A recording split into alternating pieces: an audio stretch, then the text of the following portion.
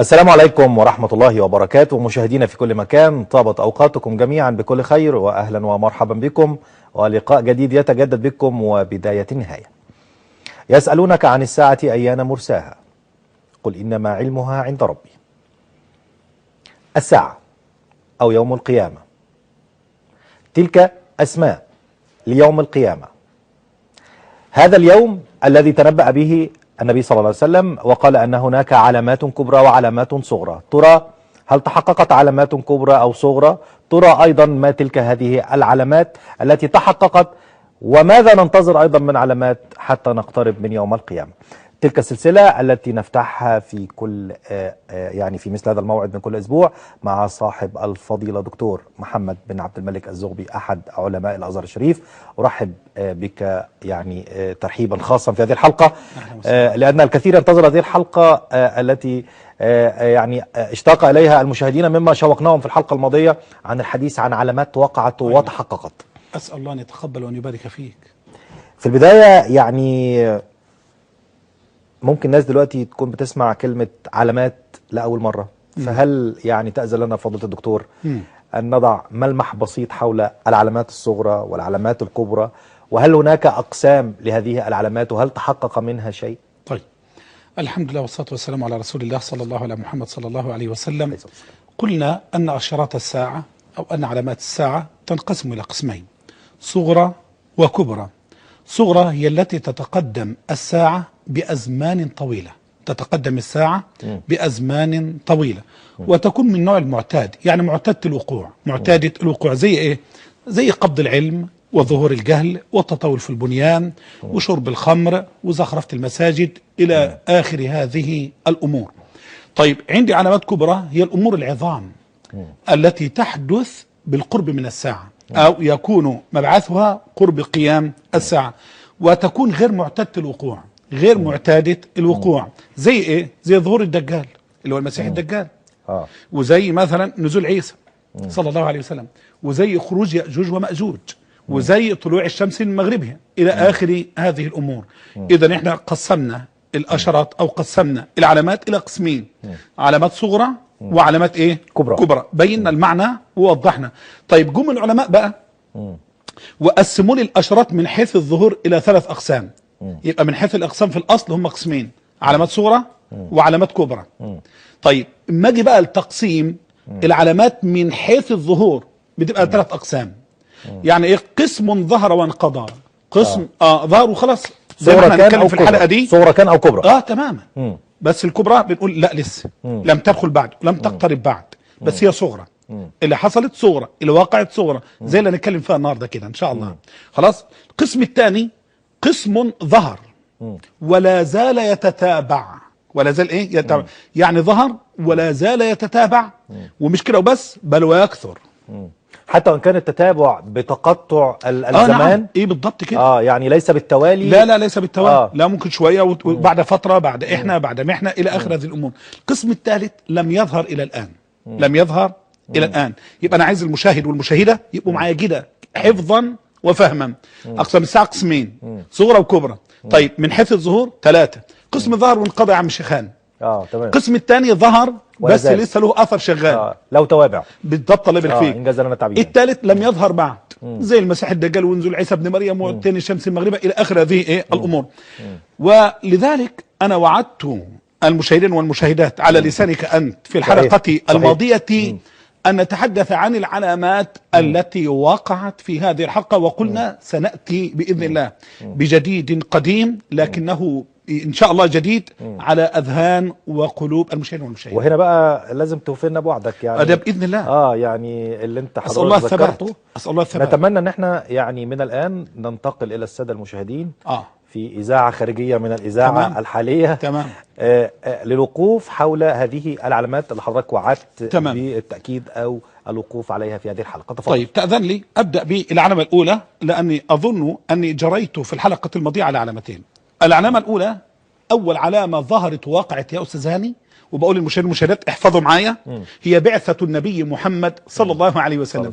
ليه؟ لأن أنا قلت لكم كما ورد في الحديث في الصحيح بعثت أنا والساعة كهاتين، وأشار إلى السبابة والتي بالضبط كده. فمن النبي يقول بعثت أنا والساعة كهاتين، دي أول علامة من علامات الساعة، الصورة التي تحققت، ولم يبقى من الساعة إلا كما أشار النبي صلى الله عليه وسلم. دي اللي شرحتها لن يعني أطيل فيها النفس. 2، موت النبي محمد صلى الله عليه وسلم. من الحديث الوارد عند الإمام البخاري اعدد 6 قبل قيام الساعة. النبي بيقول للصحابي الجليل اعدد 6 بين يدي الساعة وقبل قيام الساعة، بين يدي الساعة أو قبل قيام الساعة.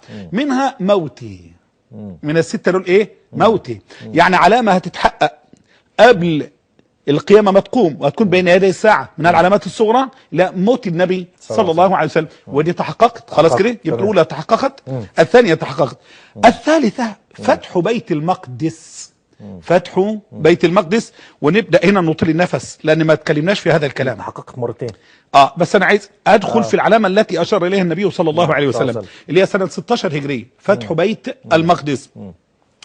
معلوم أن بيت المقدس لم يكن في أيدي المسلمين على الإطلاق، لكن المعلوم أن بيت المقدس كان في يد أعداء المسلمين، ولذلك نرى عمر ابن الخطاب رضي الله عنه وأرضاه يسير الجيوش إلى بيت المقدس بإذن الله جل وعلا. لماذا؟ لأن المكان له هوية ويتبع هوية. ثانيا، لأن المكان ليس ملكا لأمة اللهم إلا لأمة محمد صلى الله عليه وسلم. ثالثا، لأن المكان من المقدسات، والمقدسات المسؤول عنها هم أتباع محمد صلى الله عليه وسلم. رابعا، لأن المكان بالنسبة إمامه هو محمد صلى الله عليه وسلم، لأن جبريل قدم محمدا صلى الله عليه وسلم على سائر الأنبياء في بيت المقدس في المسجد الأقصى. ولذلك حينما ننظر إلى قول الله جل وعلا سبحان الذي أسرى بعبده ليلا من المسجد الحرام إلى المسجد الأقصى، وفي ذلك تصوير بارع إلى أن الأمة بالنسبة لمداها يمتد الأمر من هنا إلى هنا، وكما أن الإمامة لمحمد صلى الله عليه وسلم في المسجد الحرام فهي له في المسجد الأقصى، بدليل أن كبير الملائكة، أن رئيس الملائكة، أن الذي قال الله فيه ذي قوة عند ذي العرش مكين مطاع ثم أمين، يقدم النبي محمدا صلى الله عليه وسلم على الأنبياء الذين كانوا في هذا المكان كعيسى بن مريم وموسى بن عمران إلى آخر هذه الأمور، رغم أن موسى ولد بمصر ومات في التيه. خلاصة المسألة في ذلك دلالة لبني إسرائيل، للأوروبيين، للأمريكيين، للعرب، للجميع، أن المكان هذا إنما لأمة محمد صلى الله عليه وسلم، وأن إمام المكان بالتعيين من الرحيم الرحمن هو محمد صلى الله عليه وسلم. ولذلك فإن عمر رضي الله عنه أرضاه لم يرضى أبدا ببقاء المكان تحت غير المسلمين، ولذلك سير الجيوش في سنة 16 إلى هناك. المهم أنهم قرأوا في كتبهم عن أوصاف لهذا الخليفة الذي يفتح ديارهم، فكانت الأوصاف متوافرة في من؟ في عمر، عن اعتبار ممنوع من الصرف رضي الله عنه وأرضاه. وبالفعل يتوجه عمر الخليفة العادل الراشد الطاهر النقي التقي الذي قيل فيه حكمت فعدلت فأمنت فنمت يا عمر، يتوجه إلى هناك بثوبه المرقع، لم يسرق أمواله ولم يختزل أمواله ولم يختلس أمواله ولم يسرق شعبه ولم يدمر بنيانه ولم يهرب أمواله إلى آخر هذه الأمور على الإطلاق، بل إن الرجل خرج من الدنيا كما دخلها. ولذلك اتجه بإذن الله جل وعلا إلى بيت المقدس، وكان معه غلامه يعني العبد بتاعه، ويتناوبان على هذه الدابة، يركب طارة ويمشي طارة. انظر الخليفة، اي نعم، حتى جاءت النوبات، يعني شوف امير الجيوش يقول ايه، حتى تمنيت ان تكون النوبة لعمر رضي الله عنه وارضاه في اثناء الدخول، لكن النوبة كانت للغلام. وقد مشى عمر في مخاضة، يعني حتى كانت بركة فيها وحل في الطريق ماشي، فلاصت ثوبه الى اخر هذه الامور. وهذا من تقدير الله جل وعلا، لان الاوصاف موجودة في كتب القوم بتلك، يعني لا تحسبوه شرا لكم، عسى ان تكرهوا شيئا تمام. ولذلك فإن عمر لما شاهدوه بهذه الصفة ووجدوا الأوصاف متطابقة بالنسبة لما في كتبهم، ما كان منهم إلا أن اصطلحوا مع عمر، ولذلك دخلها صلحا. انظر، دخلها صلحا وليس مقاتلا أبدا، دخلها صلحا، وسلموه المفاتيح ودخلها عمر رضي الله عنه وارضاه. عايز اقول معلومه جميله جدا، اتفضل.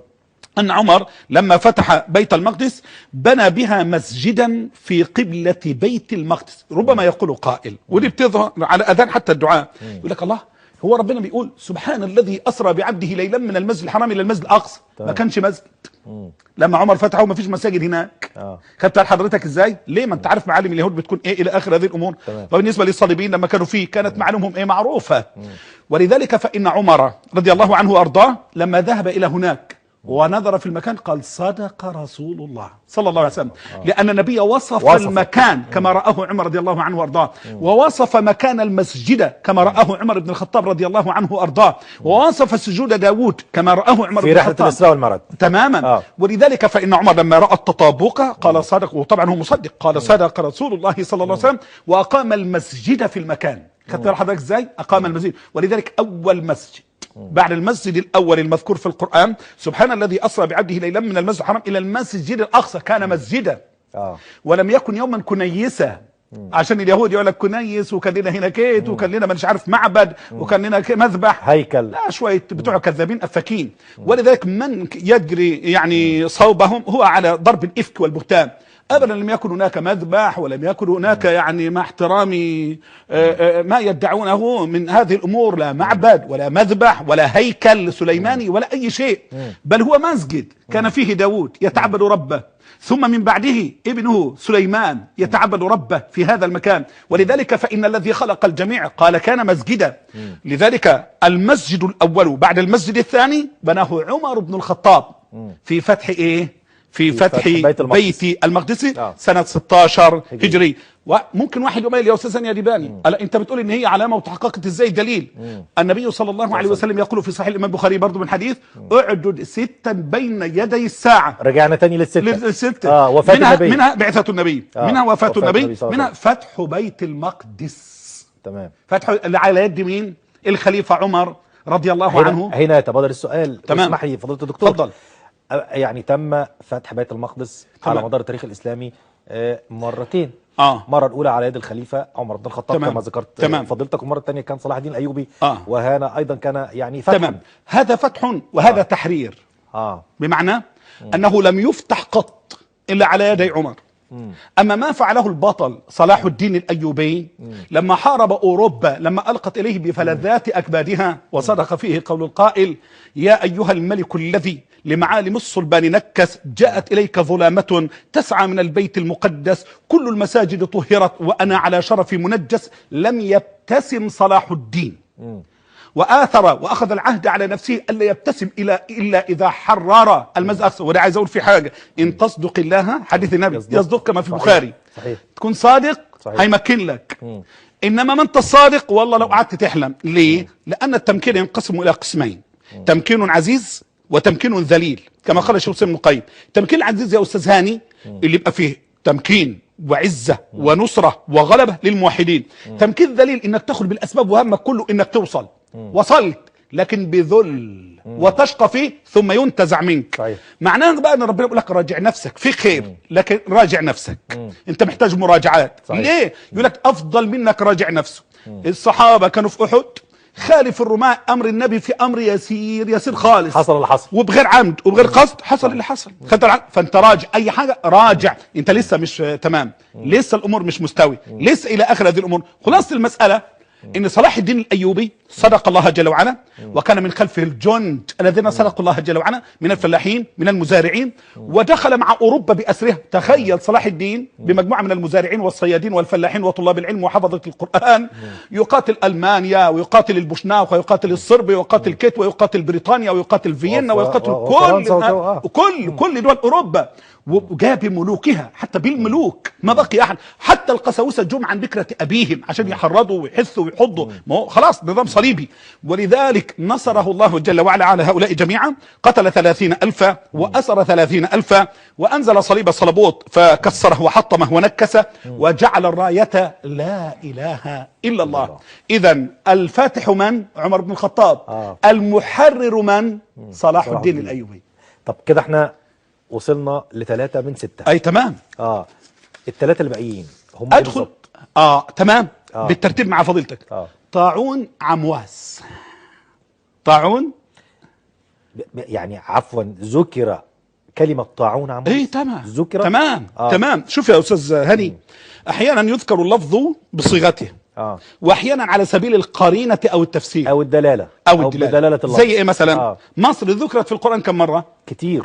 صراحه 4 مرات. تمام معي. ولكن في استعارات اخرى في على سبيل التفسير خدت بال حضرتك، وعلى سبيل القرائن ذكر في 24 وقيل في 30 موضعا. خدت بال حضرتك ازاي؟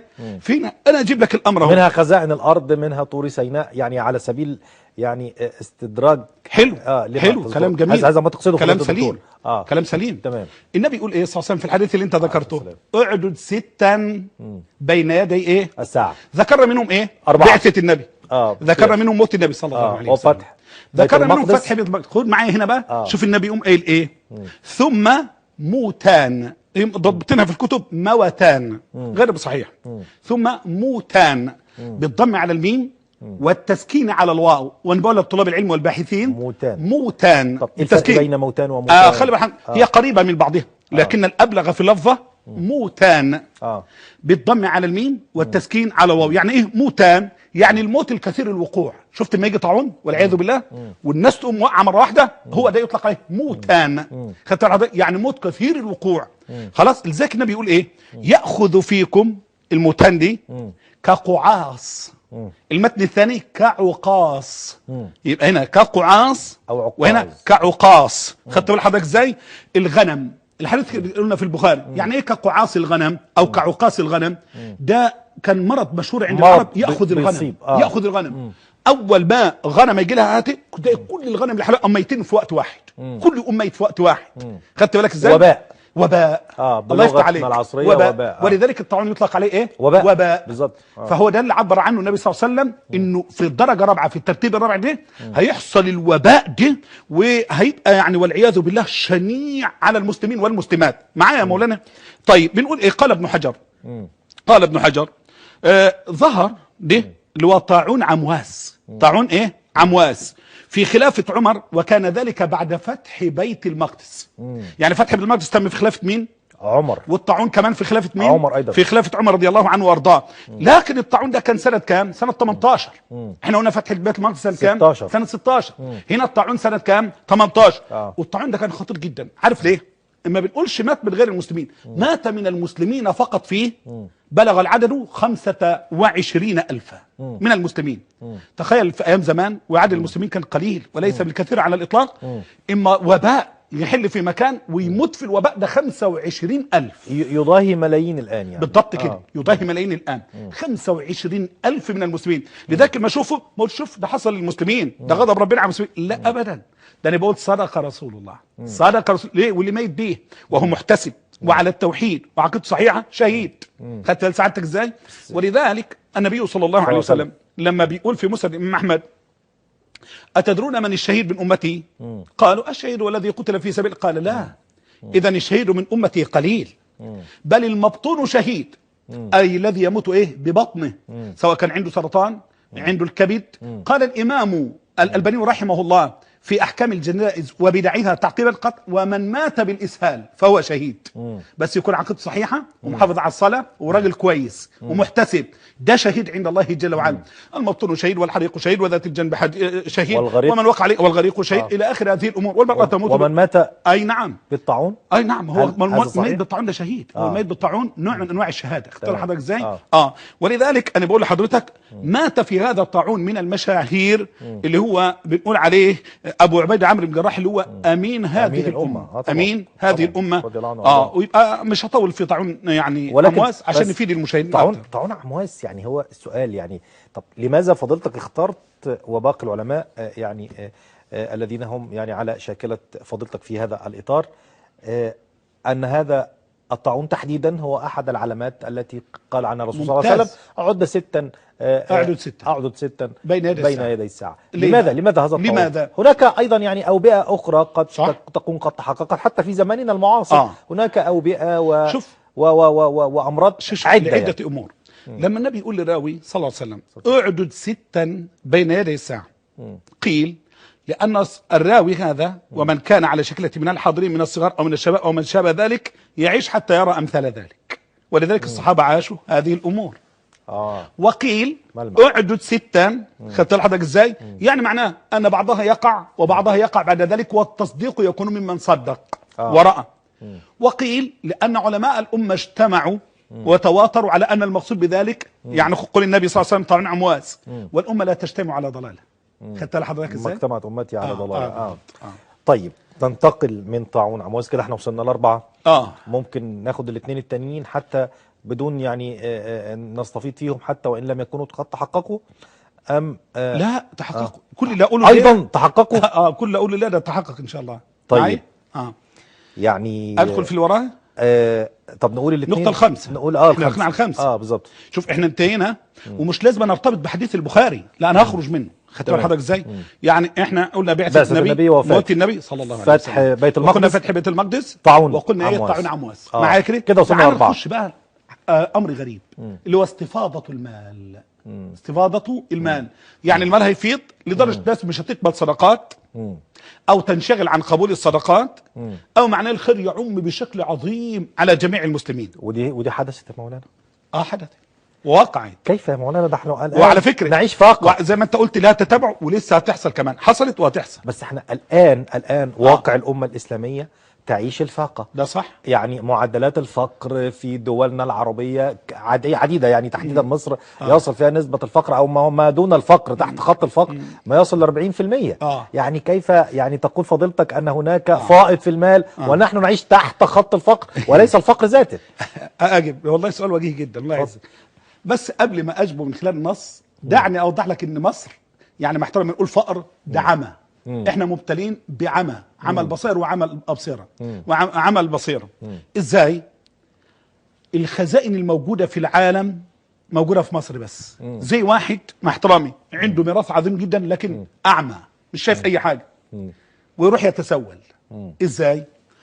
اما سيدنا يوسف يقول لملك مصر اجعلني على خزائن الارض اني حفيظ عليم. كان المفترض يقول اجعلني على خزائن مصر. لان مش ارض. خدت لحضرتك ازاي؟ يعني من الناحيه كيت ومن الناحيه كيت. قال العلماء لان مصر هي خزائن الارض. الله. خلي بال حضرتك زي ما بنقول العراق مثلا منها مركز الفتن كيت الى اخره وفيها الاخير الارض طبعا. تمام. كذلك مصر هي خزائن الارض. ولذلك يقولوا اجعلني على خزائن الارض. ايه اللي يفهمني ان دي خزائن الارض؟ اتفاق العلماء على ان مصر لو صور عليها بسور ومنعت من الاقطار والامصار والبلاد والعباد لاستغنى اهلها بما فيها من خيرها لانها خزائن الارض. اكتفاء ذاتي بلغه عصرنا. وده خلي بالك ده اتفاق العلماء. اتفاق العلماء يعني ان مصر دي فيها استغناء تام عن جميع العباد والبلاد. بس خلي بالك في جيوب احيانا تبقى طويله تصل لسويسرا، وفي ذمم خربه والعياذ بالله جل وعلا، وفي عمى عن الخير. يعني اديك مثال. اتفضل.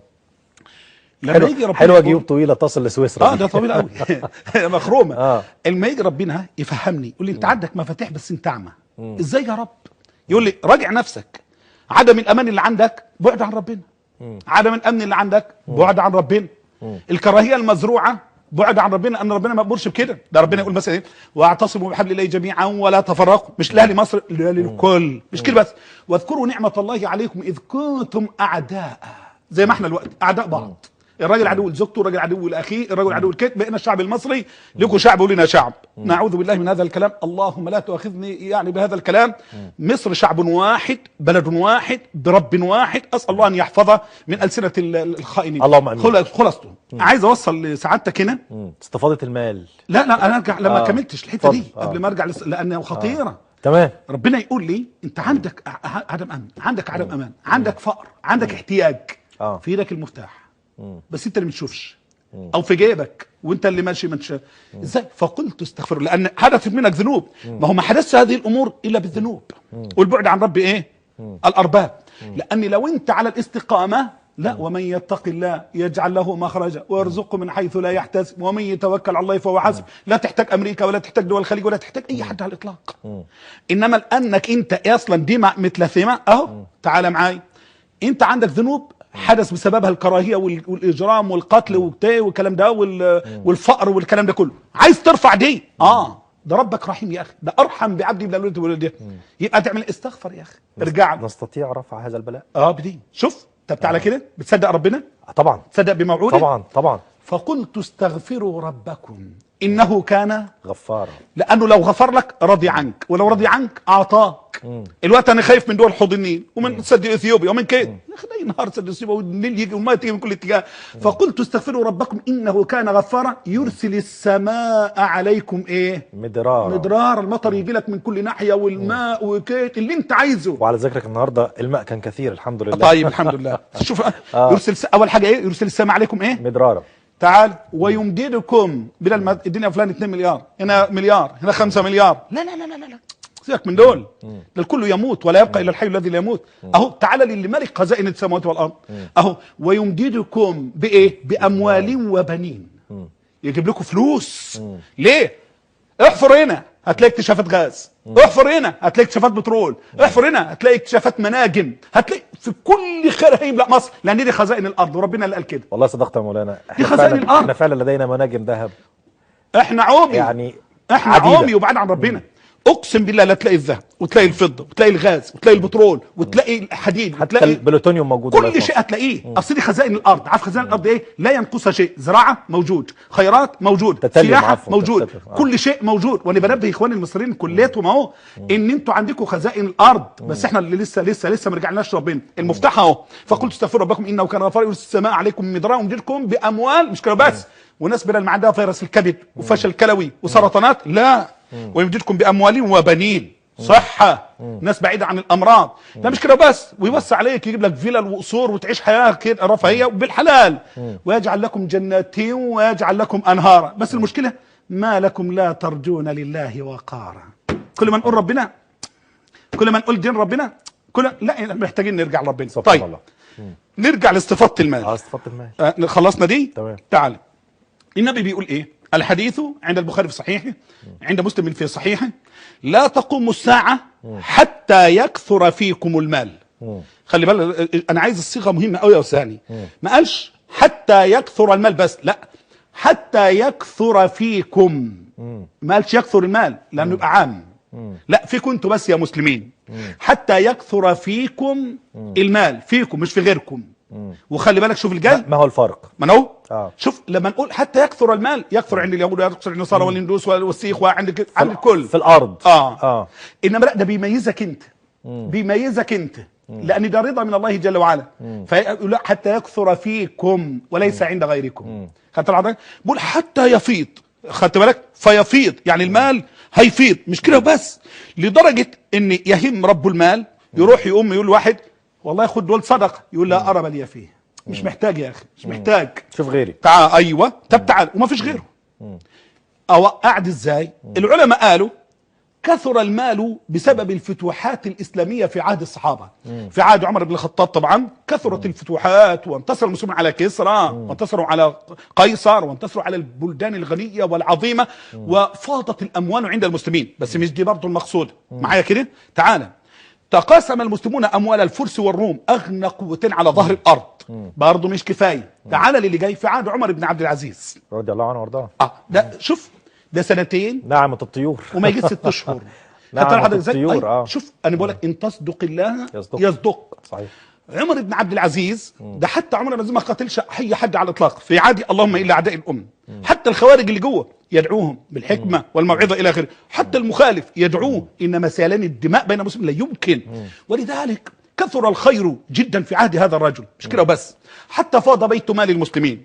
اخذ ينادي المنادي، بقى يبعث المنادي في كل مكان وفي كل اتجاه وفي كل فج وفي كل صوب، ينادي من كان بحاجه الى مال فلياتي الى بيت مال المسلمين. ما كانش حد بيجي، كله استغنى. من اراد ان يتزوج فليتزوج ببيت مال المسلمين. طب من بلغ واراد ان يتزوج، مجرد لسه بالغ عنده 12 13 سنه واراد ان يتزوج فلياتي الى بيت مال المسلمين. حتى اهل الكتاب. تمام. نعم. طب خد طبعا، لانه جزء من نسيج المجتمع، لا نظلمهم على الاطلاق. شوف اللي جاي بعد دي يا استاذ هاني. قال بعضهم حتى في افريقيا كان الناس يضعون البذور والحبوب على رؤوس الجبال كي ياكل الطير. ما يستناش الطير ينزل ياكل عنده، لا، يقرب له من كثره الخير. لا، خد الحته دي كمان. قالوا وحل الامان، لان الامان يحل مع ايه؟ مع الساعه الاقتصاديه. رخاء اقتصادي يبقى معاه امان طبعا. بدون الامان ما فيش رخاء علاقة اقتصادي. طردية. اي والله علاقة طردية. شوف لدرجه متزامنة.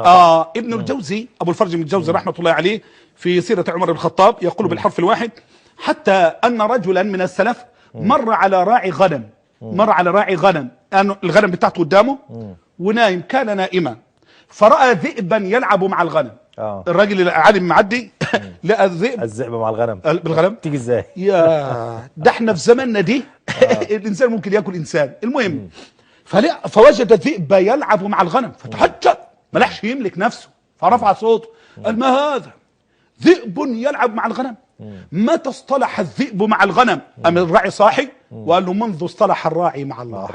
سبحان الله. ليه؟ لأن الرأس بتاعنا سليمة، كلتنا اقتدينا بيه. القاعدة تقول لك: إذا صلح الرأس فليس على الجسد بأس. الرأس سليمة زي صلاح الدين تبقى القاعدة سليم. الرأس محترمة الكل يبقى محترم. الراس كده ولا كده بتبقى الجسم كده ولا كده، وبتبقى وهكذا. معايا كده احنا واصلين لسه وصل. ولسه وصل. تمام. وقال بعضهم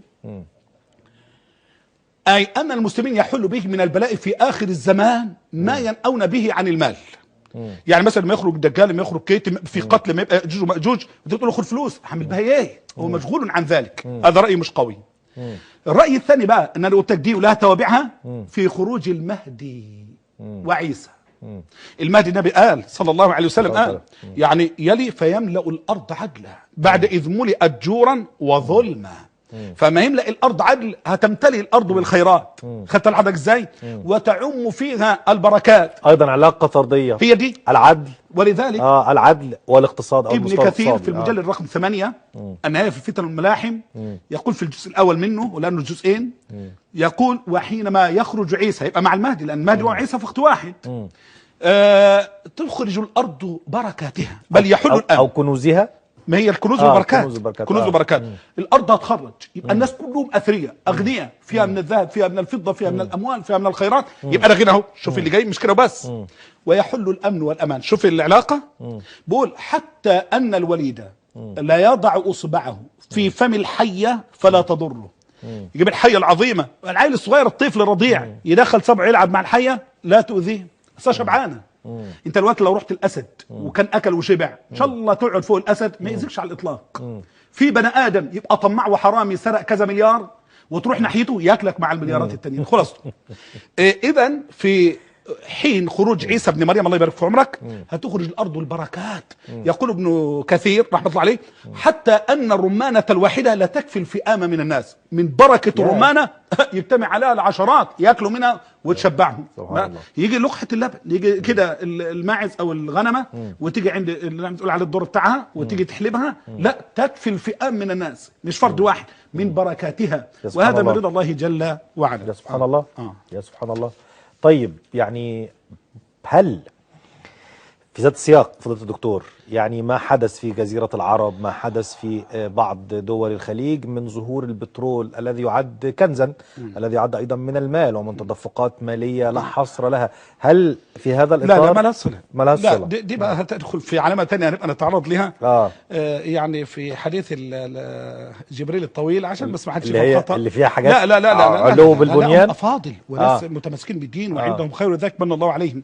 بس لازم نبين إن الأمر إما أن يكون نعمة وإما أن يكون استدراجا. هو أعطاك النعمة رضي عنك، ولذلك إن استعملت نعمة هيزيدك، لئن شكرتم لازيدنكم، لكن ما أخذتوش كده هيبقى استدراج وهتخسر كل شيء. زي إيه؟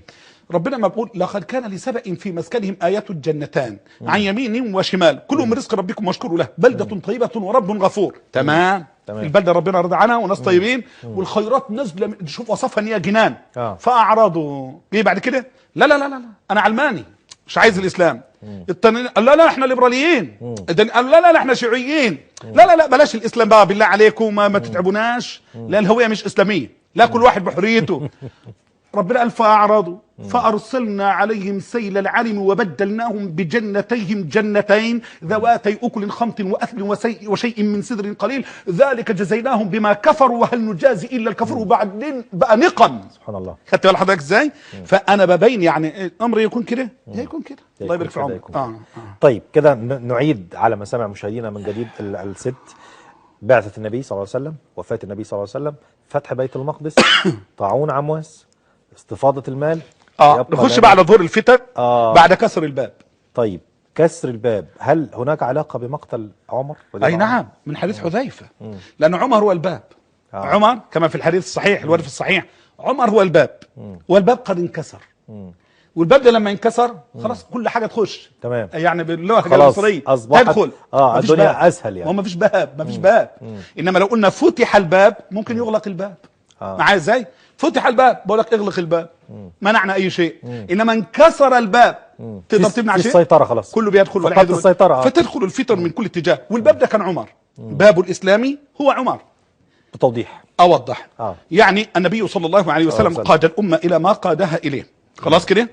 طيب ابو بكر رضي الله عنه وارضاه قاد الامه الى ما قادها اليه، ونجاها من فتنه المرتدين والمانعين للزكاه، وعاد الامه الى كيانها. عمر رضي الله عنه وارضاه فتح الاقطار والامصار، ووسع بلاد الاسلام، وجعل الخيرات فيها باذن ربه جل وعلا فيها من كل اتجاه. لكن هو الباب، بمعنى بقتل عمر ينكسر الباب اللي هو ده باب الاسلام. حدش يقدر يخش بفتنه، حدش يقدر يوقع بالمسلمين، حدش يعمل اي شيء. الباب اللي هو عمر، طب انكسر، قتل عمر رضي الله عنه وارضاه، يبقى الفتن تدخل من كل اتجاه. طيب يعني حتى مع وجود الصحابة اي نعم، وعثمان بن عفان، اي نعم، وعلي ليه بن بقى؟ طالب بعد. ما هو شوف بقى، ما هنا جت الفتن بقى بعد مقتل عمر رضي الله عنه وارضاه. ايه اللي حصل؟ دخلت الفتن من كل اتجاه.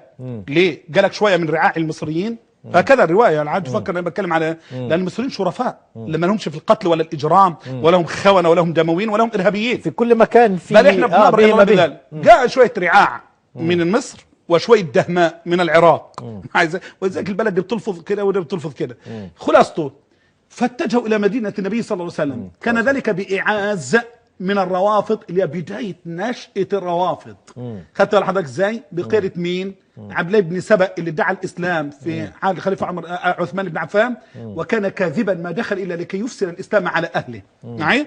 وبدا يا جماعه ده عثمان مولي اقربه، يا عثمان وعثمان مين؟ ده عثمان اللي اعطى كل شيء للاسلام، عثمان الذي مون جيش العسر، عثمان الذي اشترى بئر روما، عثمان يعني عثمان الذي زوج ابنتين من بنات النبي صلى الله عليه وسلم، ومات عنه النبي وهو راضي، عثمان الذي قال النبي صلى الله عليه وسلم الا استحي من رجل تستحي منه الملائكه، الى اخر. لو ذكرنا ما انتهينا.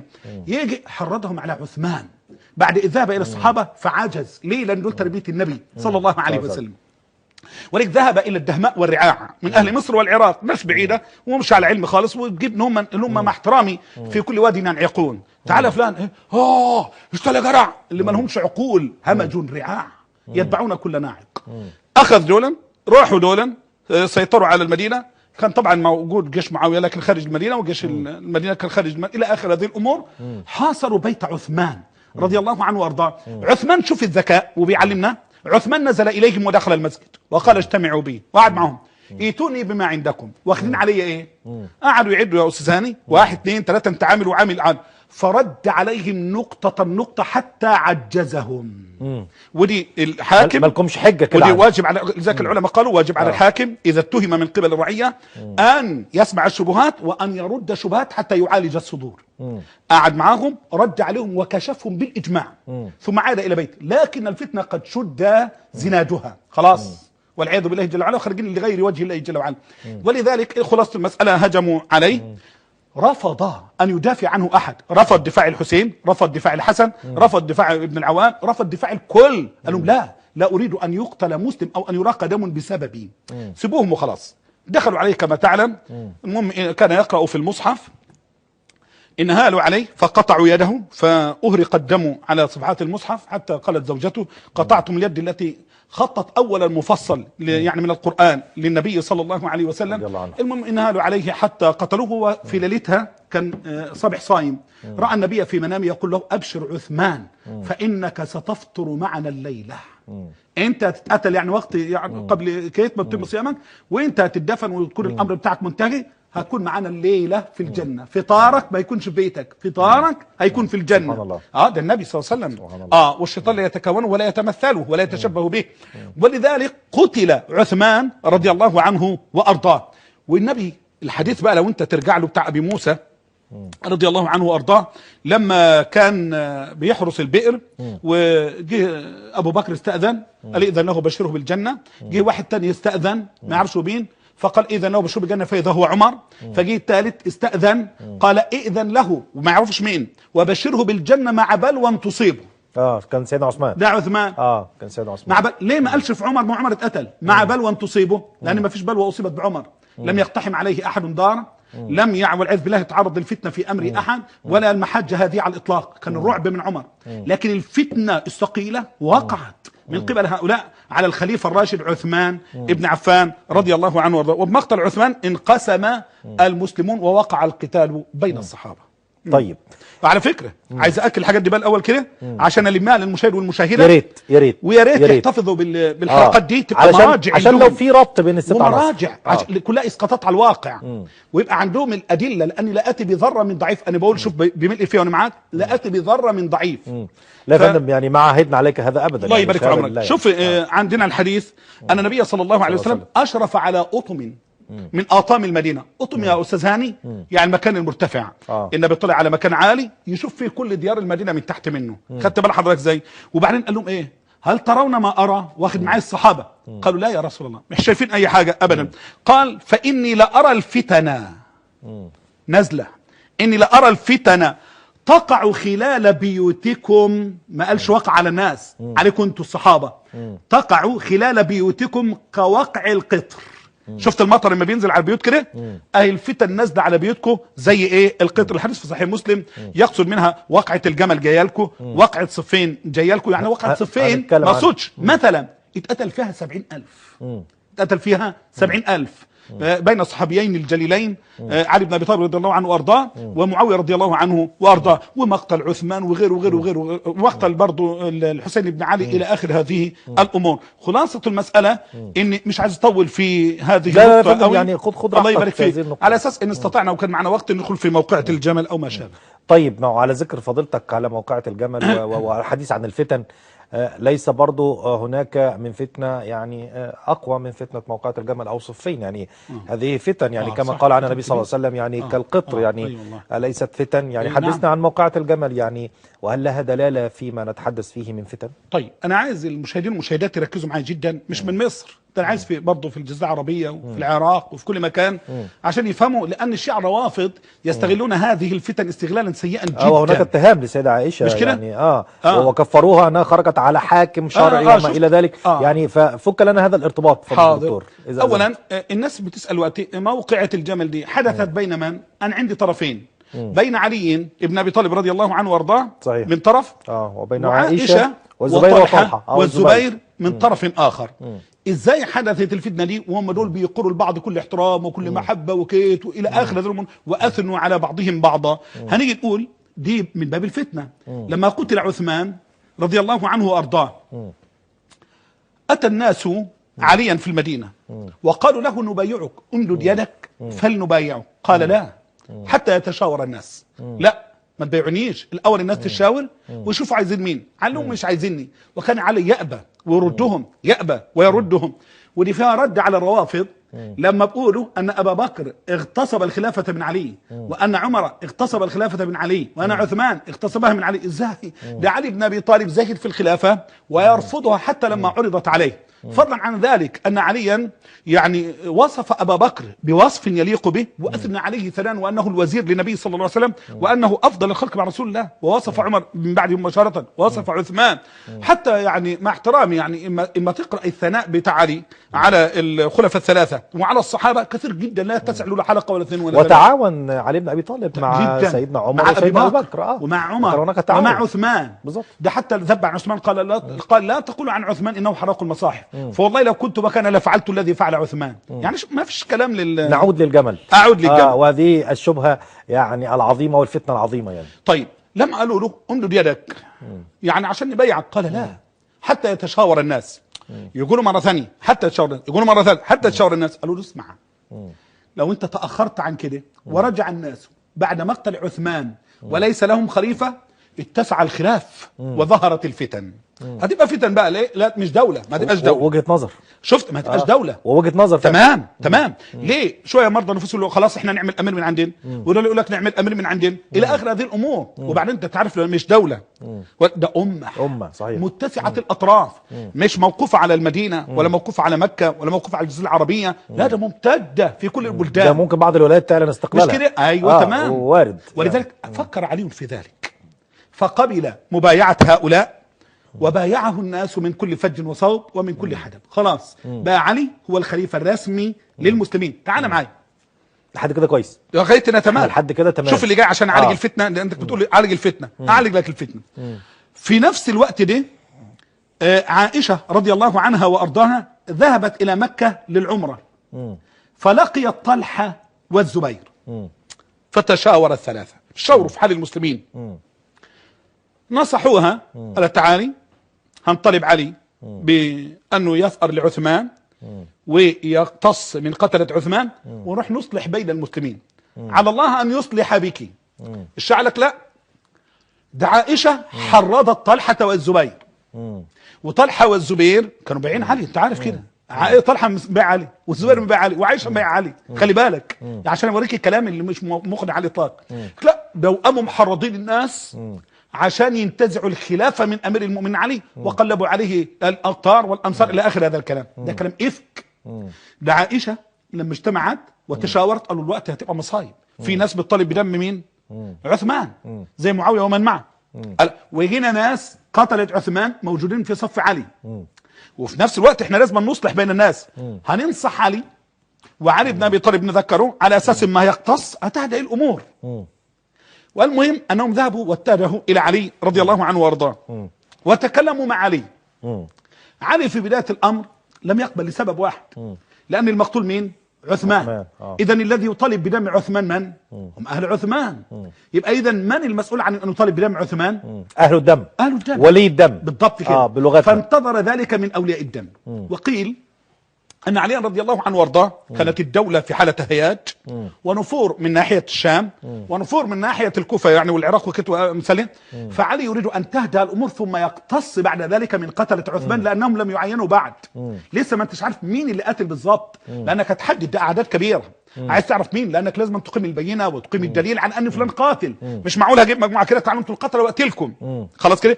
إذا تباينت الآراء، تباينت الآراء، لكن تم الاتفاق بين علي وبين طلحة والزبير وعائشة. اتفقوا تماما، روحوا بالسلامة روحوا، وأنا هختص بعد التمكين والتثبيت من قتلة مين؟ عثمان.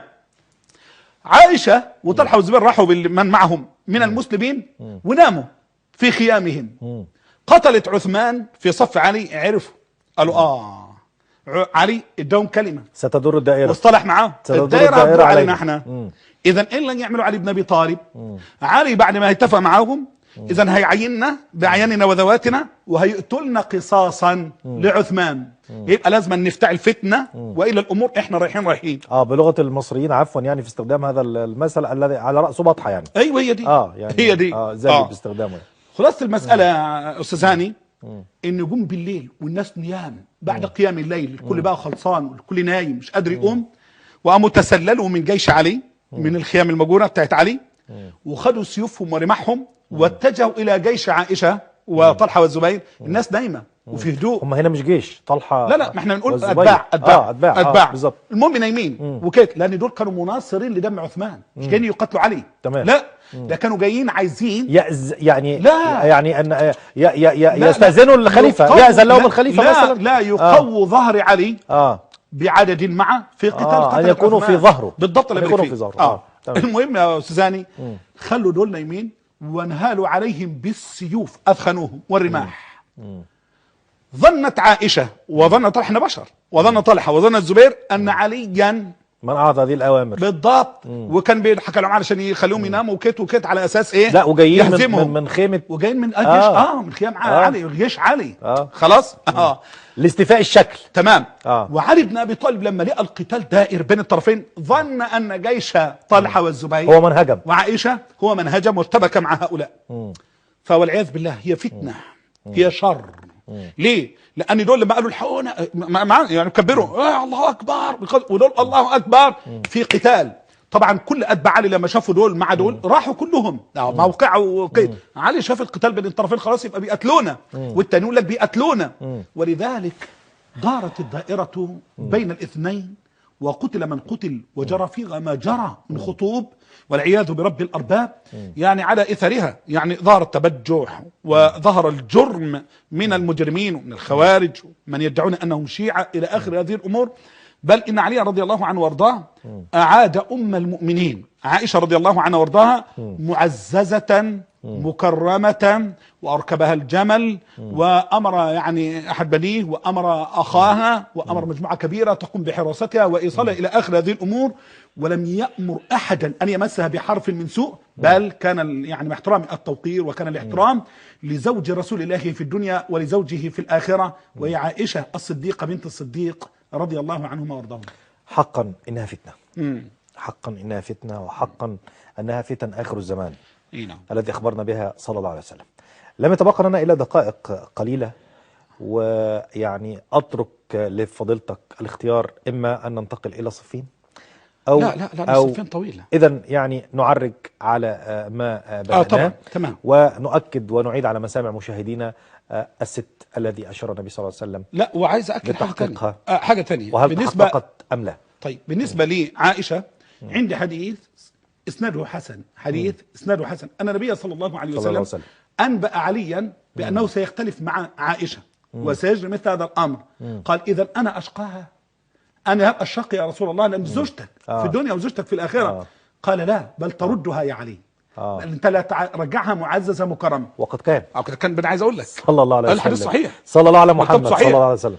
لو عائشة كانت خارجة على الإمام ما كانت خرجت الصلح على الإطلاق، وكانت نيته للصلح لأنها التقت بعلي وراحت نامت في أمان عشان ترجع. ما كان كرمها علي. هذه واحدة. النقطة الثانية إن علي بن أبي طالب كرمها وعززه وردها. النقطة الثالثة إن النبي شهد بذلك قبل موته، إن علي على حق، وأن عائشة رضي الله عنها كانت صحيحة النية، ولو لم تخرج لكان خيرا لها، لكنها خرجت من باب الإصلاح والتأويل فردها علي. إذن لا يحق لنا أن نقول أنها خرجت على الإمام على الإطلاق، ولا أن نتهم عليا على الإطلاق. هذه واحدة. حتى التاريخ بعد كده يؤكد ذلك. أو العلاقة أو العلاقة عفوا جدا. ده عائشة أثنت على علي في أكثر من 14 موضعا معي، حتى من بعد ما جرى. حديثي على بعض الموقعات الجمل. ولما تكلمت قالت ما حدث بيني وبين علي انه من باب يعني شفت الحما ما يقع بين الحما والحما. خدت حضرتك ازاي؟ امور كده.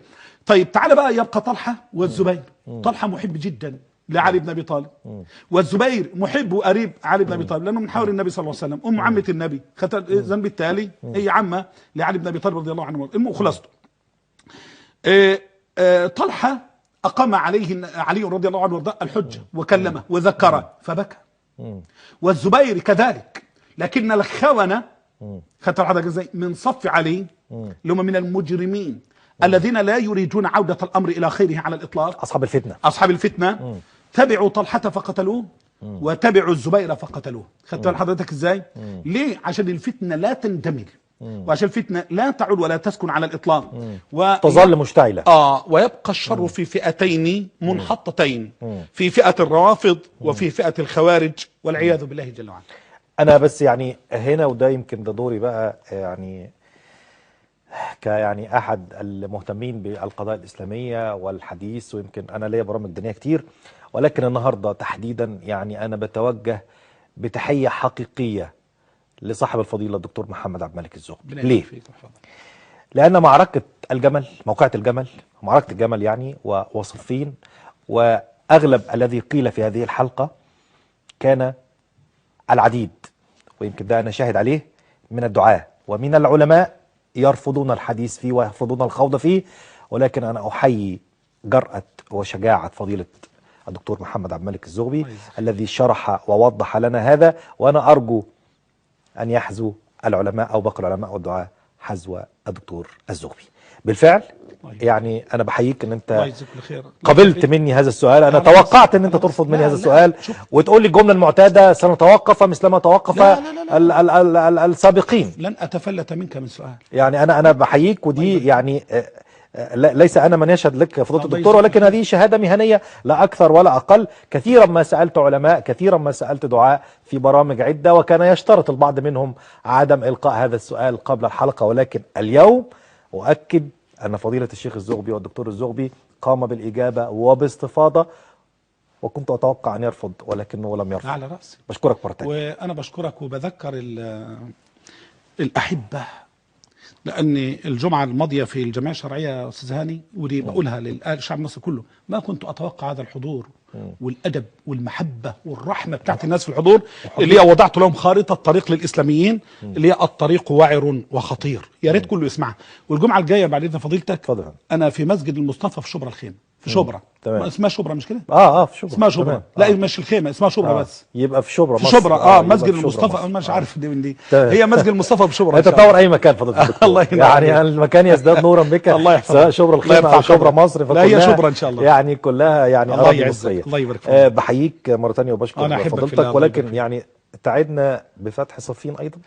باذن الله صفين عمرو دي بن العاص اللي هي حدث في ذي الحجه وعلي سنة أيضاً. 36 هجريه. هيبقى لها يعني مم. دعني اقول للمشاهدين توطئة والمشاهدات للحلقة ان احنا القادمة. وطأنا وصدقنا في هذه. تمام. اللي جاي باذن الله رب العالمين موقعة صفين اللي حدث في ذي الحجه سنه 36 هجريه. ودي حدثت بين مين ومين؟ بين علي بن ابي طالب رضي الله عنه وارضاه وعمرو بن ومن العاص. معه من الذين آزروه وعزروه وكيت الى اخر هذه الامور. الطرف الثاني معاويه رضي الله عنه وارضاه، ده ابن عم النبي ووالد الحسن والحسين وزوج فاطمه والمبشر بالجنه والخليفه الراشد، وده خال المؤمنين وكاتب الوحي الى اخره. بس عايز اقول للمشاهدين حاجه، دول اتقتلوا الصحابه وفيهم ناس اتقتلت واعداد ضخمه جدا. واحد يقول القتل المقتول في النار اذا التقى، اقول له لا، الصحابه لا. قال الامام الخطابي: واعلم ان الصحابه كلهم عدول، مش اصحاب اهواء، وكان قتالهم عن اجتهاد، فالمصيب له اجران والمخطئ له اجر. ولكن يبقى السؤال آه. كيف يعني نضبط هذا مع الحديث إذا التقى المسلمان تمام. بسيفيهما شوف، فقتلوا إذا التقى المسلمان بسيفيهما في غير أصحاب محمد صلى الله عليه وسلم، لأن النبي عدل هؤلاء وربنا عدلهم في القرآن. مش عايز أحرق الحلقة اللي جاية. تمام. بس عايز أقول هنبقى في صفين، وهنلتقي كمان في الخوارج وقتال علي للخوارج وحاجات تشيب الرؤوس حقيقة. ثم علي مع الشيعة والمرارة ممن كرهوه اللي هم الخوارج، وممن أحبوه بغلو اللي هم الشيعة الرافض. بصراحة هي تعالج يعني نصف فتن المجتمع أو أكثر. الحلقة القادمة إن شاء الله نتمنى ذلك، وإن شاء الله بإذن الله يعني على رأسي. الحلقة القادمة نتحدث فيها عن صفين وعن أيضا يعني ظهور الخوارج وعلاقة الخوارج بعلي، وأيضا يعني نشأة بعض الحركات أو الجماعات أو نعم أكيد. يعني التي صنفت بعد ذلك. ويعني يمكن أن أيضا نشير إلى حديث الفرقة الناجية وال 72 شعبة أو 73 فرقة، أيهما يعني في النار وأيهما في الجنة. ويمكن النهاردة كده احنا وصلنا لنهاية حلقتنا من بداية النهاية. نرجو يعني أن نكون قد أسعدناكم جميعا، ولا يفوتني إلا أن أتوجه بخالص الشكر والتقدير والتحية لصاحب الفضيلة الدكتور محمد بن عبد الملك الزغبي الداعية الإسلامي. أسأل الله أن يبارك فيك يا زان، وأنت أخي وحبيبي وصديق. أسأل الله أن يرفع قدرك وأن يبارك في عمرك. أشكرك فضيلة الدكتور، ونعلن أننا نحبك في الله، وأنا أكثر أحبك الذي أحترم من أجلك. أحييك مرة ثانية على هذه الجرأة، أنك فتحت معنا وقبلت معنا سؤال موقعة الجمل، وقبلت معنا أيضا الحديث عن صفين، هذه الفتنة العظيمة التي توقف علماء من هذا العصر وسلف لهم في الحديث والخوض في هذه الفتن الكبرى. ولكن أحيي جرأة فضيلة الدكتور محمد عبد الملك الزغبي، ويبقى الشكر موصول لكم مشاهدينا على حسن المتابعة. يتجدد بكم اللقاء في الحلقة القادمة في مثل هذا الموعد من الأحد القادم. إلى هذا الحين تقبلوا تحياتي وتحيات فريق العمل. هذا هاني الدباني يحييكم، وإلى اللقاء.